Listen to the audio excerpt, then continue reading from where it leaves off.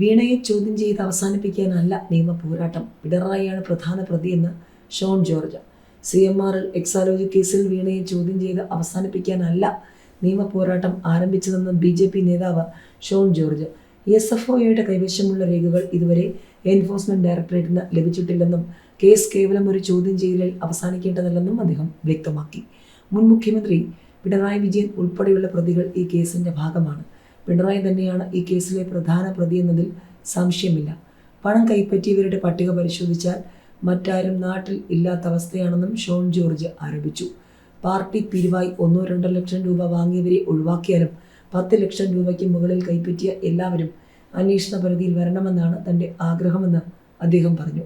50 ലക്ഷം രൂപ വരെ കൈപ്പറ്റിയ ധാരാളം ആളുകൾ ലിസ്റ്റിലുണ്ടെന്നും അവർക്കെതിരെ അന്വേഷണം ഉണ്ടാകുമെന്നും ഷോൺ ജോർജ് കൂട്ടിച്ചേർത്തു.